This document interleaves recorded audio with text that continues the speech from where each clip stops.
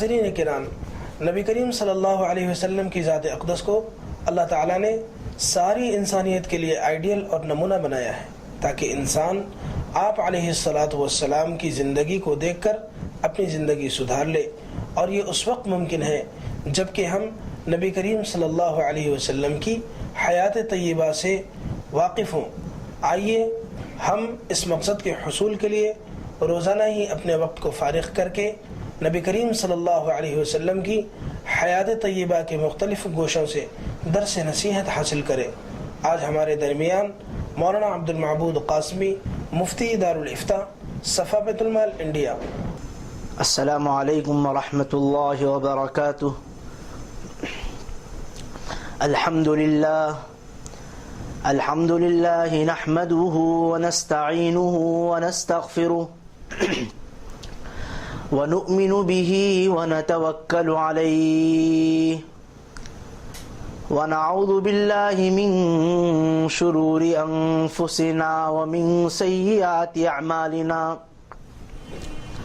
من يهده الله فلا مضل له ومن يضلله فلا هادي له، ونشهد أن سيدنا وسندنا ومولانا محمدا عبده ورسوله، فأعوذ بالله من الشيطان الرجيم، بسم الله الرحمن الرحيم، لقد كان لكم في رسول الله أسوة حسنة، صدق الله مولانا العظيم۔ پروردگار عالم نے نبی پاک حضرت محمد مصطفیٰ صلی اللہ علیہ وسلم کو کامل و مکمل انسان بنا کر مبعوث فرمایا۔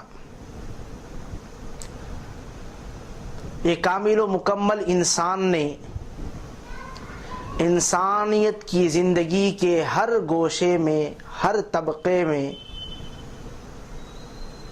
رہنمائی اور رہبری اور اسوہ حسنہ سے ساری انسانیت کو متوجہ فرمایا۔ کوئی گوشہ ایسا نہیں ہے جس میں نبی علیہ الصلاۃ والسلام نے رہنمائی نہ فرمائی ہو۔ ہر گوشے میں نبی علیہ الصلاۃ والسلام نے امت کی رہنمائی فرمائی۔ آج ہم آپ حضرات کی خدمت میں معاشرتی زندگی کا ایک گوشہ، نبی علیہ الصلاۃ والسلام بحیثیت خسر دامادوں کے ساتھ شریفانہ سلوک، یہ لے کر حاضر ہوئے ہیں۔ دامادوں کے ساتھ خسر کا جو تعلق ہوتا ہے آج کے معاشرتی دور میں ایک بہت بڑا نازک رشتہ سمجھا جاتا ہے، اور حقیقت میں ایسا ہے بھی کہ داماد اور خسر کا جو رشتہ ہے بڑا نازک رشتہ ہے۔ اس رشتے کی نزاکت کو اگر نہ سمجھا جائے تو بڑے بڑے اختلافات اور انتشار پیدا ہو جاتے ہیں، آپسی چپقلیش۔ تو پھر نتیجہ یہ نکلتا ہے کہ یا تو دونوں خاندانوں میں جدائی ہو جاتی ہے، یا پھر اسی اختلافات کے ساتھ پوری زندگی دوبر ہو جاتی ہے۔ نبی علیہ الصلاۃ والسلام نے اپنے کردار کے ساتھ اور اپنے اسوہ حسنہ کے ذریعے سے ساری امت کی رہنمائی فرمائی بحیثیت خسر دامادوں کے ساتھ کیسے برتاؤ کیا جائے۔ نبی علیہ الصلاۃ والسلام کے ایک سے زائد دامادیں رہے۔ نبی علیہ الصلاۃ والسلام نے ہر ایک کے ساتھ حسن سلوک کیا، اچھا کردار اپنایا، شریفانہ سلوک برتا۔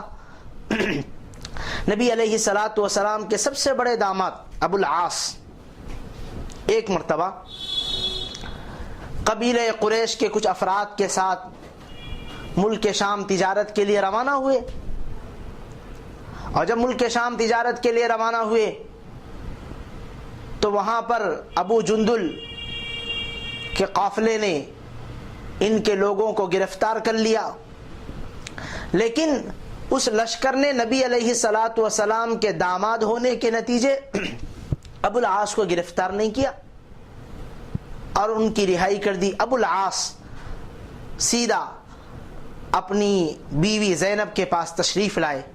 نبی علیہ الصلاۃ والسلام کو جب اس کی اطلاع ملی تو نبی علیہ الصلاۃ والسلام نے فرمایا کہ جس کو زینب پناہ دے اس کو تم لوگ بھی پناہ دو. پھر نبی علیہ الصلاۃ والسلام نے ارشاد فرمایا کہ ابو العاص کا جو سامان تھا اس کو قافلے والوں نے لے لیا. اب میں اس سلسلے میں کچھ نہیں کہتا ہوں, وہ تو اختیار ہے. جن لوگوں نے سامان اپنے قبضے میں لیا ہے چاہے تو وہ اپنے قبضے میں رکھ سکتے ہیں, استعمال کر سکتے ہیں. لیکن میرا ان کے ساتھ دامادی کا جو رشتہ ہے اس وجہ سے میں یہ کہتا ہوں کہ اگر ان کو وہ سامان واپس کر دے تو بہت بڑا احسان رہے گا. تو صحابہ کرام نے فوراً نبی علیہ الصلاۃ والسلام کی جب یہ گفتگو سنی, پورا کا پورا سامان یہاں تک کہ نکیل کی جو رسی تھی وہ بھی ابو العاص کو عنایت کر دی. یہ اس وقت کا واقعہ ہے, یہ داماد کے اس وقت کا واقعہ ہے جب ابو العاص اسلام نہیں لائے. جب نبی علیہ الصلاۃ والسلام کا بہترین سلوک جب دامادوں کے ساتھ ایسا دیکھا تو ابو العاص بیک وقت کلمہ پڑھنے لگے, اشہد ان لا الہ الا اللہ واشہد ان محمد رسول اللہ. تو نبی علیہ الصلاۃ والسلام نے دامادوں کے ساتھ شریفانہ سلوک اپنایا, بہترین انداز سے ان کی رہنمائی اور رہبری فرمائی, دینی معاملات میں بھی اور دنیاوی معاملات میں. اور اسی لیے بزرگان دین فرماتے ہیں خسر دراصل یہ داماد نہیں بلکہ یہ بیٹا ہے, اور خسر دراصل یہ خسر نہیں بلکہ باپ ہے. اسی لیے ایک بزرگ فرماتے ہیں کہ نکاح ہونے کے بعد, نکاح سے قبل لڑکی کا ایک باپ ایک ماں, لڑکے کا ایک باپ اور ایک ماں, لیکن نکاح کے ہو جانے کے بعد لڑکی اور لڑکے دونوں کے دو باپ دو ماں. کیوں؟ اس لیے کہ خسر یہ باپ کے درجے میں ہیں. نبی علیہ الصلاۃ والسلام نے وہ حق ادا کیا جو حق ادا کرنا چاہیے تھا دامادوں کے ساتھ. بحیثیت خسر ہونے کے نبی علیہ الصلاۃ والسلام نے ان کی رہنمائی دینی اعتبار سے بھی فرمائی اور دنیاوی اعتبار سے بھی فرمائی, کہیں ان کو کمی آنے نہیں دی, بلکہ ان کا بہترین انداز سے نگہداشت کیا اور شریفانہ سلوک کیا تاکہ رہتی دنیا تک کے لیے معلوم ہو جائے کہ دامادوں کے ساتھ کس طریقے سے سلوک کیا جاتا ہے, دامادوں کے ساتھ کیسا انجام اور کیسا برتاؤ کیا جاتا ہے اور ان کے ساتھ کیسا سلوک کیا جاتا ہے. نبی علیہ الصلاۃ والسلام نے عملی اعتبار سے کر کے دکھایا. عام طور پہ نبی علیہ الصلاۃ والسلام کا یہ اسوہ جب امت نے چھوڑ دیا تو پھر نتیجتاً اختلافات اور پھر دونوں میں چپقلش, پھر نتیجہ یہ بنتا ہے کہ دونوں میں یا تو جدائی ہو جاتی ہے یا پھر اس انداز سے کہ لڑائی جھگڑے کے ساتھ پوری زندگی بسر ہوتی ہے. نہیں, نبی علیہ الصلاۃ والسلام نے دامادوں کے ساتھ شریفانہ سلوک کرتے ہوئے ساری دنیا کی رہنمائی فرمائی کہ دامادوں کے ساتھ ایسا سلوک کیا جاتا ہے. غزوہ بدر کے موقع پر نبی علیہ الصلاۃ والسلام سفر کے لیے نکل رہے ہیں اور اس وقت میں نبی علیہ الصلاۃ والسلام کے ایک دوسرے داماد حضرت عثمان غنی رضی اللہ تعالی عنہ وہ بھی خواہش کر رہے ہیں, اے اللہ کے رسول آپ سفر پہ جا رہے ہیں, میری بھی خواہش ہے کہ میں بھی آپ کے ساتھ سفر پہ نکلوں. نبی علیہ الصلاۃ والسلام نے فرمایا ٹھیک ہے, خواہش تو ضرور ہے, لیکن دوسری طرف تمہاری اہلیہ حضرت رقیہ جو بیمار ہے ابھی, ان کی دیکھ بھال کرو, اللہ تعالیٰ ان کی دیکھ بھال کی وجہ سے بہت بڑا اجر دے گا. گویا کہ نتیجتاً حضرت عثمان غنی رضی اللہ تعالی عنہ بدر میں شریک نہیں ہوئے, حضرت رقیہ رضی اللہ تعالی عنہ کی دیکھ بھال کرتے رہے. چیچک کی بیماری ہوئی تھی, دیکھ بھال کرتے رہے, نتیجہ یہ نکلا کہ اسی بیماری میں حضرت رقیہ کا انتقال ہو گیا. نبی علیہ الصلاۃ والسلام سفر سے واپس آئے, دیکھتے ہیں کہ بیٹی اس دنیا سے رخصت ہو گئی. حضرت عثمان غنی رضی اللہ تعالی عنہ کے بارے میں آتا, سعید بن مسیب فرماتے ہیں کہ نبی علیہ الصلاۃ والسلام نے جب حضرت عثمان غنی کو دیکھا کہ وہ غم زدہ ہے اور بالکل افسوس میں ہیں, 1 سال کا عرصہ گزرا کہ حضرت عثمان غنی غم میں مبتلا ہے, پریشانی کے عالم میں مبتلا ہے. ایک مرتبہ نبی علیہ الصلوۃ والسلام نے دریافت فرمایا، اے عثمان تمہارے غمزدہ ہونے کی وجہ کیا ہے؟ حضرت عثمان غنی نے کہا، اے اللہ کے رسول، آپ کی بیٹی میرے گھر میں تھی، گویا کہ میرا آپ کے ساتھ ایک رشتہ تھا، گویا کہ میں اس رشتے سے محروم ہو گیا ہوں، اس کا افسوس اور اس کا غم ہے، اور یہ غم مجھے ستایا جا رہا ہے، جس کی وجہ سے میں پریشان ہوں، 1 سال سے پریشانی کے عالم میں وقت کاٹ رہا ہوں۔ اللہ کے نبی علیہ الصلوۃ والسلام سے نے حضرت عثمان غنی سے جب یہ گفتگو سنی تو فرمایا، اے عثمان غنی دیکھو جبرائیل امین آ رہے ہیں۔ فرمایا کہ جبرائیل امین نے ایک حکم لے کر آئے ہیں، وہ حکم یہ ہے کہ میری ایک دوسری بیٹی ام کلثوم ہے، میں ان کا نکاح بھی آپ سے کرا دوں۔ گویا کہ اللہ کے نبی علیہ الصلوۃ والسلام نے غمزدہ داماد کی اس طریقے سے رہنمائی فرمائی اور اس طریقے سے ان کے ساتھ مدد کا برتاؤ کیا کہ دوسری بیٹی بھی ام کلثوم کو ان کے حوالے کر دیا۔ آج ہے کوئی جو اپنے دامادوں کے ساتھ حسن سلوک کرے، جو اس طریقے کا برتاؤ کرے؟ نہیں۔ اور تیسری بیٹی حضرت فاطمہ رضی اللہ تعالی عنہ، بالکل چہیتی بیٹی، جب اللہ کے نبی علیہ الصلوۃ والسلام نے ان کا نکاح فرمایا تو بیٹی کو حکم دیا، اے بیٹی، یہ وہ بیٹی ہے جن کے بارے میں محدثین کرام نے ذکر فرمایا، جب اللہ کے نبی علیہ الصلوۃ والسلام غزوے میں تشریف لے جاتے یا کسی سفر میں جاتے تو آخر وقت میں جو ملاقات کرتے وہ حضرت فاطمہ سے ملاقات کرتے، پھر مسجد میں جاتے اور پھر وہاں سے غزوے سفر کا ارادہ فرماتے، اور جب واپس آتے تو سب سے پہلے مسجد آتے، پھر اس کے بعد دوسرے نمبر پر حضرت فاطمہ رضی اللہ تعالی عنہ کے گھر تشریف لاتے۔ یہ وہ چہیتی بیٹی ہے۔ لیکن جب اللہ کے نبی علیہ الصلوۃ والسلام ان کا نکاح فرما رہے ہیں تو حضرت فاطمہ رضی اللہ تعالی عنہ کو حکم دے رہے ہیں، اے فاطمہ یاد رکھ لو، زہد و تقوی اختیار کرو، اللہ تعالیٰ سے ڈرو۔ یہ وہ چہیتی بیٹی ہے لیکن اس کے باوجود حکم دے رہے زہد و تقوی اختیار کرو، اللہ سے ڈرا کرو اور اپنے شوہر کی خدمت کیا کرو، اپنے شوہر کی خدمت میں لاپرواہی مت کرو، شوہر کی خدمت کیا کرو۔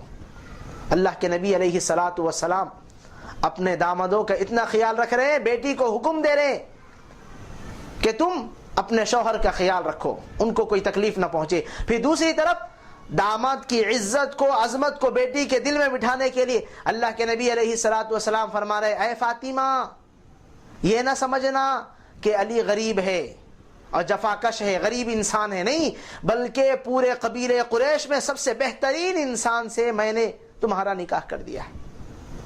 دیکھو بیٹی کے دل میں داماد کی محبت بٹھا رہے ہیں اللہ کے نبی علیہ الصلوۃ والسلام، کس انداز سے فرما رہے ہیں کہ تم ان کا خیال رکھنا، اور پھر یہ فرمایا کہ یہ قبیلے قریش کے اچھے آدمیوں میں سے بہترین آدمی سے میں نے تمہارا نکاح کیا ہے۔ آج ہے کوئی انسان جو اپنے بیٹی کے دل میں اپنے داماد کی عظمت کو بٹھائے اور احساس دلائے کہ شوہر کی خدمت ایسے کی جاتی ہے اور ان کا اکرام ایسے کیا جاتا ہے، ان کی عزت اور توقیر ایسے کی جاتی ہے؟ نہیں، آج کل کی صورتحال امت مسلمہ کی یہ ہو چکی ہے کہ بیٹی کو تو کہتے ہیں کہ اگر کوئی مسئلہ پیش آ جائے یا شوہر کچھ کہہ دے تو فوراً ہمیں کال کر لینا، ہم جو بھی آگے کا مسئلہ ہے اس کو حل کر لیں گے۔ یہ تو غلط بات ہے، بلکہ یہ تو عظمت نہ ہونے کی بات ہے، شوہر کی محبت بیوی کے دل میں نہ بٹھانے کی بات ہے۔ نبی علیہ الصلوۃ والسلام نے بہترین انداز سے طریقہ بتلایا کہ دامادوں کے ساتھ کیسے انداز سے برتاؤ کیا جاتا ہے، خاص طور پہ اس وقت میں جب کسی کے ایک سے زیادہ داماد ہوتے ہیں تو کسی نہ کسی کی طرف اس کا جھکاؤ ہو ہی جاتا ہے۔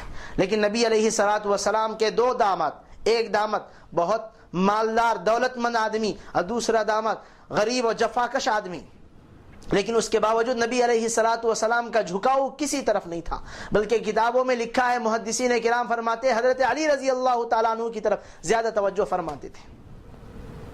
لیکن آج امت مسلمہ کی صورتحال، دامادوں میں اگر کوئی دولت مند ہے تو اس کی طرف سسر کا جھکاؤ زیادہ ہوتا ہے۔ نہیں، نبی علیہ الصلوۃ والسلام نے واضح طور سے کردار اور تمثیلی انداز سے بتایا کہ جب 2 داماد ہو اور ان میں سے کوئی غریب ہو اور جفاکش ہو اور کوئی دوسرا مالدار ہو تو سب کے ساتھ میانہ روی، عدل و مساوات قائم کیا جائے، کسی کے ساتھ زیادتی نہ کیا جائے، سب کے ساتھ میانہ روی انداز میں۔ نبی علیہ الصلوۃ والسلام نے دامادوں کے ساتھ حسن سلوک کرتے ہوئے امت کی رہنمائی فرمائی۔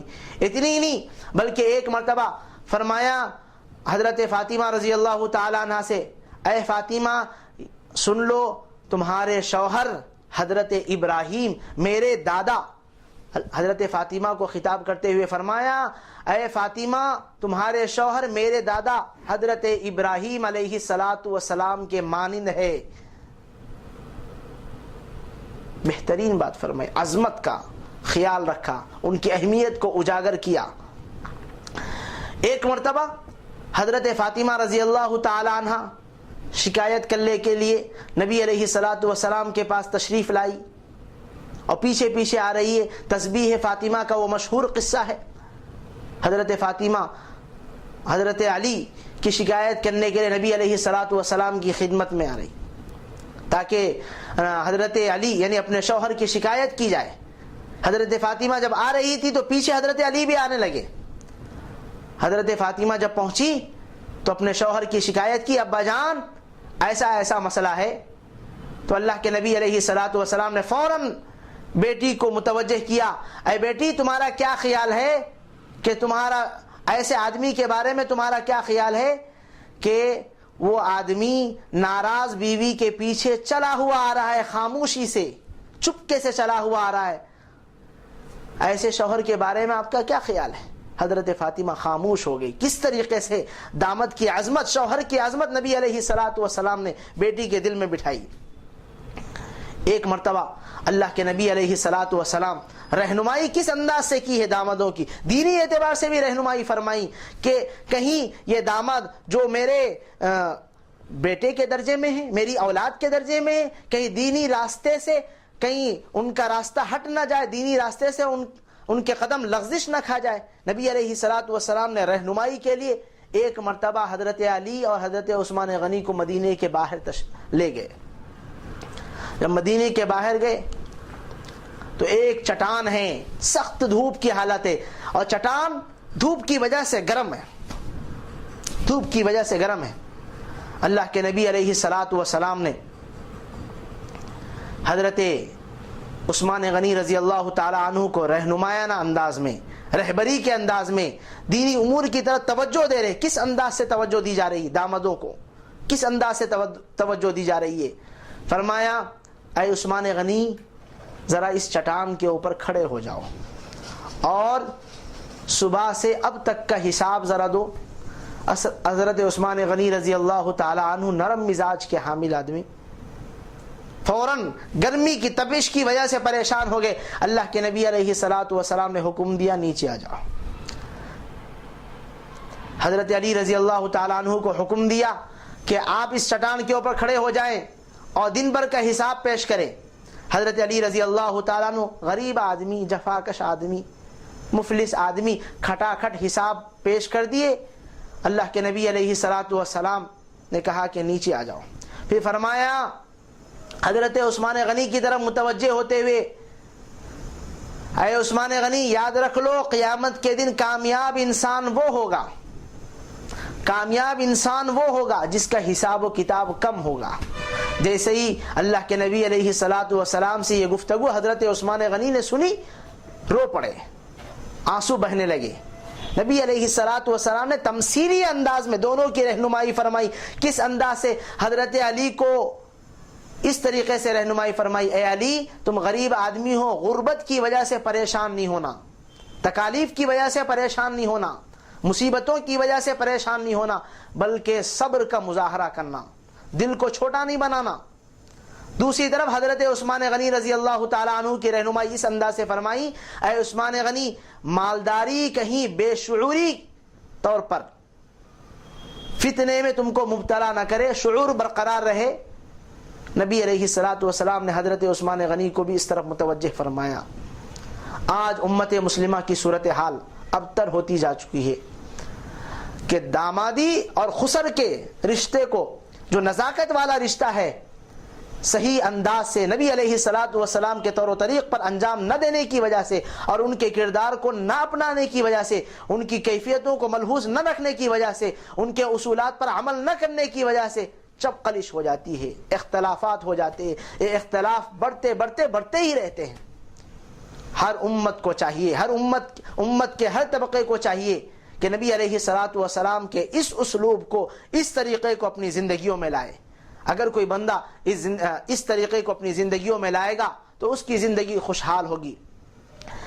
ایک مرتبہ اللہ کے نبی علیہ الصلوۃ والسلام حضرت عائشہ صدیقہ رضی اللہ تعالی عنہا کو خطاب کرتے ہوئے کہنے لگے، حضرت علی کی طرف اشارہ کرتے ہوئے، اے حضرت عائشہ، یاد رکھ لینا ان کا اکرام کیا کرو، ان کے ساتھ محبت کا برتاؤ کرو، اس لیے کہ میں خود محبت کرتا ہوں۔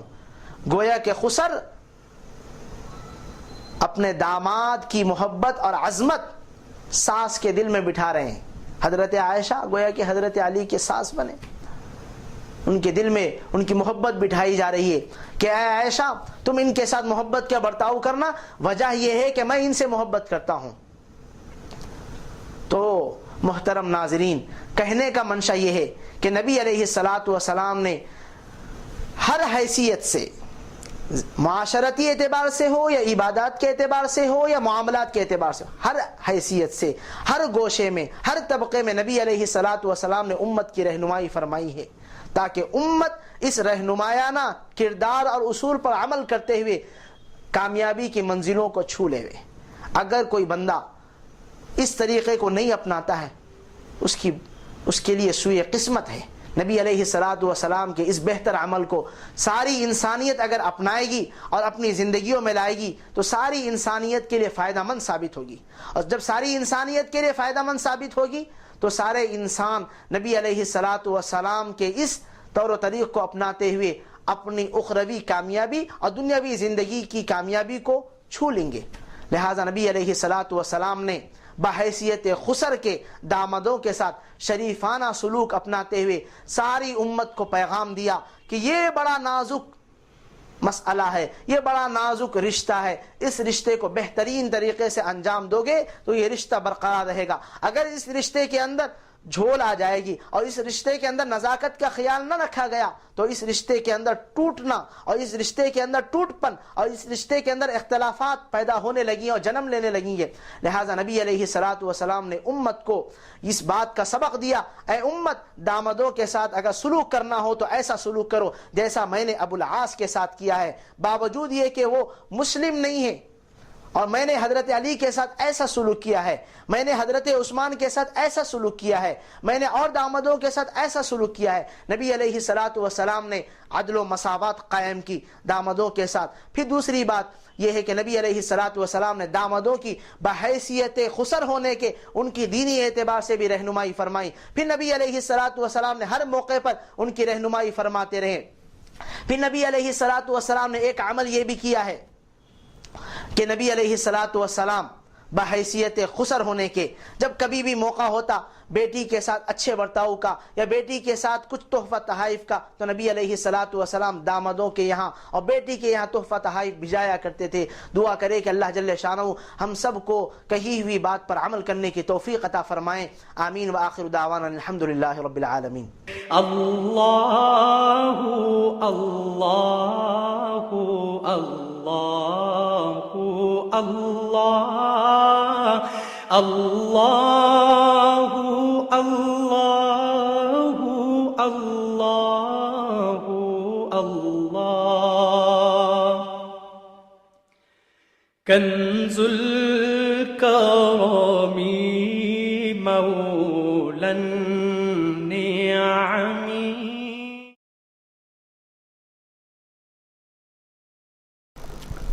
السلام علیکم ورحمۃ اللہ وبرکاتہ۔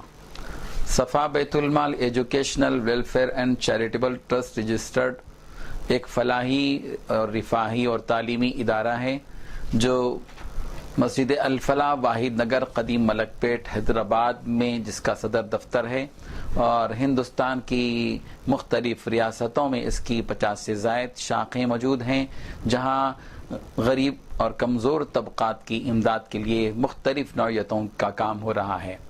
مرکزی صفا بیت المال کے زیر اہتمام 20 سے زائد ایسے شعبات ہیں جن میں فلاحی، رفاہی، تعلیمی خدمات انجام دی جا رہی ہیں۔ انہی شعبات میں سے ایک اہم ترین شعبہ دینی گرمائی کورس کے سینٹرز کا ہے۔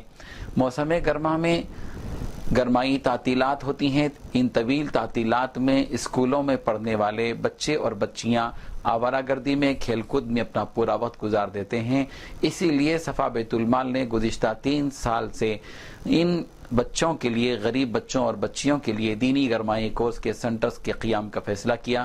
الحمدللہ 3 سال سے حیدرآباد کے 50 سے زائد غریب محلوں میں دینی گرمائی کورس کے سینٹرز چلائے جا رہے ہیں، اور اس سال بھی الحمدللہ حیدرآباد اور سکندرآباد کے 50 غریب محلوں میں صفا بیت المال کے زیر اہتمام دینی گرمائی کورس کے سینٹرز قائم کیے جا رہے ہیں۔ 24 تاریخ کو تمام معلمین کی تربیت ہو رہی ہے، اور اس کے بعد 26 اپریل سے 5 جون تک 40 روزہ یہ کورس مسلسل چلے گا۔ حیدرآباد کی 50 محلوں میں یہ سینٹرز چلیں گے۔ ایک سینٹر میں 30 تا 35 طلبہ اور طالبات تعلیم حاصل کریں گے۔ اس کے لیے ایک کورس ترتیب دیا گیا ہے دینی گرمائی کورس کا، جس کو احقر نے تیار کیا ہے۔ اس میں دینیات کی ساری اہم ترین باتیں پریکٹیکل طور پر بھی اور سمجھا کر بھی بتلائی جاتی ہیں۔ اس اہم ترین کام کے لیے پروجیکٹ ہے، 4 لاکھ روپے کے تقریباً اخراجات آ رہے ہیں۔ ایک سینٹر پر 7,000 روپے کے اخراجات ہیں، اس لیے کہ اس میں معلم کی تنخواہ اور بچوں کے لیے کتابوں کے مفت فراہمی وغیرہ کا نظم کیا جاتا ہے۔ اور ان 50 سینٹرز کی رہبری کے لیے، نگرانی کے لیے 2-3 فیلڈ آفیسرز کو بھی رکھا گیا ہے۔ آپ حضرات سے درخواست ہے کہ اس اہم ترین خدمت کی انجام دہی کے لیے آپ ضرور تعاون فرمائیں۔ اگر ہر آدمی، اللہ نے جن کو توفیق دی ہو، ایسے 40-50 آدمی تیار ہو جائیں جو ایک سینٹرز کی ذمہ داری لیں، تو انشاءاللہ یہ ہمارا پروجیکٹ جو 3.5 تا 4 لاکھ روپے کا پروجیکٹ ہے، یہ پائے تکمیل کو پہنچ سکتا ہے۔ ہمیں امید ہے کہ آپ حضرات اس اہم ترین خدمت کی تکمیل کے لیے ضرور رب پیدا کریں گے۔ ہماری ویب سائٹ بھی دیکھیے safabeitulmal.com، اور ہمارا فون نمبر نوٹ کیجیے 9394419821 9394419820 اور 24551319۔ اللہ اللہ اللہ اللہ اللہ اللہ۔ السلام علیکم ورحمۃ اللہ وبرکاتہ۔ صفا بیت المال educational welfare and charitable trust ایک رفاہی، فلاحی اور تعلیمی ادارہ ہے جس کا صدر دفتر حیدرآباد ملک پیٹ میں واقع واحد نگر مسجد الفلاح سے متصل 7 سال سے یہ رفاہی خدمات انجام دے رہا ہے۔ اس کا ایک اہم ترین شعبہ صفا موبائل کلینک ہے، جو حیدرآباد اور سکندرآباد کے 50 سے زائد غریب محلوں میں مفت میڈیکل کیمپس منعقد کیے جاتے ہیں۔ روزانہ 2 میڈیکل کیمپ قائم کیے جاتے ہیں، اور مہینے بھر میں تقریباً 45 میڈیکل کیمپس کا انعقاد ہوتا ہے، جن میں شوگر، بی پی، استھما اور دیگر امراض سے متعلق بیماریوں کا ہمارے MBBS ڈاکٹرز اس میں رکھے گئے ہیں۔ 5 افراد کی یہ ٹیم ہے جو روزانہ ماروتی وین کے ذریعے سے اور دواؤں کے ساتھ جاتی ہے۔ ان تمام روزانہ ایک میڈیکل کیمپ پر 100 سے زائد بیماروں کا مفت علاج ہوتا ہے، معائنہ ہوتا ہے، دوائیں بھی ان کو مفت دی جاتی ہیں۔ سطح غربت پر جینے والے غریب اپنے روزمرہ کے کھانے پینے کے اخراجات بمشکل پورے کر پاتے ہیں۔ وہ ڈاکٹر کے پاس جانے میں جھجکتے ہیں، اس لیے کہ ان کی فیس ادا کرنا اور وہ جو دوائیں لکھتے ہیں بھاری قیمتی، وہ خرید نہیں پاتے۔ اس لیے ہم نے ان غریبوں پر رحم کھا کر تقریباً 7 سال سے میڈیکل کیمپس منعقد کرتے آ رہے ہیں۔ روزانہ 2 میڈیکل کیمپس، اس طرح 45 میڈیکل کیمپس مہینے بھر میں ہوتے ہیں، اور ہر مہینہ 4,000 تا 5,000 بیماروں کا مفت معائنہ ہوتا ہے، اور ماہانہ 5 لاکھ روپے میڈیکل کیمپس کے انعقاد میں خرچ ہوتے ہیں۔ تقریباً 2.5 تا 3 لاکھ روپے دواؤں پر خرچ ہوتے ہیں۔ یہ اس طرح جو ہے 5 لاکھ روپے کے اخراجات ہیں۔ اہل خیر حضرات سے ہم یہ اپیل کرنا چاہتے ہیں کہ غریب بیماروں کے مفت علاج کے لیے آپ اپنا بھرپور تعاون کریں، دواؤں کی خریدی میں، ڈاکٹرز کی تنخواہ میں اور دیگر خرچات میں آپ بھرپور تعاون کریں۔ ایک میڈیکل کیمپس پر 10,000 روپے تقریباً خرچ۔ اللہ اللہ اللہ اللہ اللہ